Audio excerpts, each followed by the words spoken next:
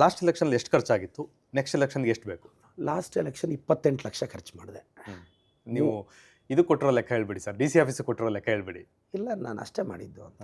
ದುಡ್ಡಲ್ಲಿತ್ತು ಖರ್ಚು ಮಾಡೋಕ್ಕೆ 28 lakh. D C ಆಫೀಸ್ಗೆ ಎಲ್ಲರೂ ಇದೇ ಲೆಕ್ಕ ಕೊಡೋದು? ಇಲ್ಲ ಇಲ್ಲ, ನಾನು 30 ಲಕ್ಷ ಇತ್ತು ಲಿಮಿಟ್ ಸರ್. ಒಂದು ಮೂರು ಜನರಲ್ ಎಲೆಕ್ಷನ್, ವಿಧಾನಸಭೆ ಎಲೆಕ್ಷನ್ 3 ನೋಡಿದ್ದೀನಿ, MP ಎಲೆಕ್ಷನ್ 3 ನೋಡಿದ್ದೀನಿ. ಎಲ್ಲ MLA MP ಗಳು ಇದೇ ಲೆಕ್ಕ ಕೊಡೋದು? ಇಲ್ಲ ಇಲ್ಲ ಇಲ್ಲ, ನಾನು ನಿಜ ಲೆಕ್ಕ ಕೊಟ್ಟಿರೋದು. ಈಗ ನನ್ನ ಹತ್ರ ದುಡ್ಡಲ್ಲಿ ಕೇಳಿ, ನೀವು ಲೋಕಲಲ್ಲಿ ಕೇಳಿ, ಪ್ರದೀಪ್ ಅವ್ರು ಏನಾದ್ರು ದುಡ್ಡು ಕೊಟ್ರೆ ಇನ್ನು ಕೆಲವ್ರು ಬೈಕೊಂಡ್ರು, ₹1 ಕೊಡಲಿಲ್ಲ ಅವ್ನು MLA ಆಗೋದಾ ಅಂತಾರೆ. ಇದೇ ನನ್ನ ಮೇಲೆ ಇರೋ.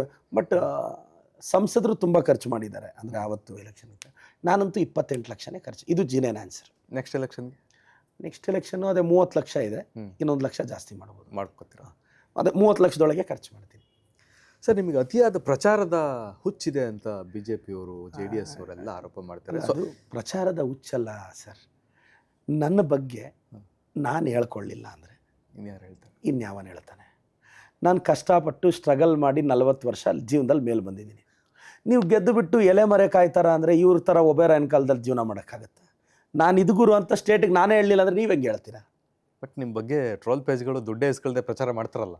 ಅಲ್ಲ, ಅವರು ಮಾಡಬೇಕಂತ. ಇನ್ನು ಅವ್ರಿಗೆ ಏನಾಗಿದೆ, ಯಾರೋ ಮೊನ್ನೆ ಒಬ್ಬ ನನ್ನ ಫ್ರೆಂಡ್ ಹೇಳ್ತಿದ್ದ, ಅವನೇವನೋ ಕಾಮೆಂಟಲ್ಲಿ ಹಾಕಿದ್ದಂತೆ, ಈ ನನ್ನ ಮಗನ ಎಷ್ಟು ಸಲ ಬೈದರೂ ಮಾನ ಮರ್ಯಾದೆ ಇಲ್ಲ, ಇನ್ನೆಷ್ಟು ಬೈಯೋದು ಅಂತ. ಅವ್ರು ಯಾರೋ ಹಾಕಿದ್ರು ಅಂತ. ಅಣ್ಣ ಏನಣ್ಣ ಹಂಗೆ? ಅವ್ರೇನು ಅಂದರೆ ನಾನು ಎಲ್ಲಾದರೂ ಡಿಸ್ಟರ್ಬ್ ಆಗ್ತೀನ? ನೆವರ್. ಸರ್, PR ವರ್ಕ್ ಏನಾರು ನಡೆದಿದೆಯಾ ನಿಮ್ಮ ಪಾಪ್ಯುಲಾರಿಟಿ ಹಿಂದೆ? ಇನ್ನು ಪಾಪ್ಯುಲರ್ ಮಾಡೋಕ್ಕೆ ನಡೀತಾ ಇರ್ಬೋದು sir. Great leaders, mass leaders ಹುಟ್ಟೋದೆ ಹಂಗೆ ಸರ್. ನನಗೆ ಕ್ಲಾರಿಟಿ ಇದೆ ಪಾಲಿಟಿಕ್ಸಲ್ಲಿ ಹೆಂಗೆ ಬೆಳಿಬೇಕು ಅಂತ. ನಾನು ಬೆಳಿತೀನಿ. BJP IT ಸೆಲ್ ಎಲ್ಲ ನನ್ನ ಮೇಲೆ ಫೋಕಸ್ ಮಾಡಿದೆ. ಅವ್ರು IT ಸೆಲ್ ಅವ್ರಿಗೆ ಉದ್ಯೋಗ ಕೊಟ್ಟಿದ್ದೀನಿ ನಾನು. BJP IT ಸೆಲ್ಲಲ್ಲಿ ಒಂದು 50 ಜನ ಕೆಲಸ ಮಾಡ್ತಿದ್ದಾರೆ. ನನಗೂ ಥ್ಯಾಂಕ್ಸ್ ಹೇಳ್ಬೇಕು ಅವರು.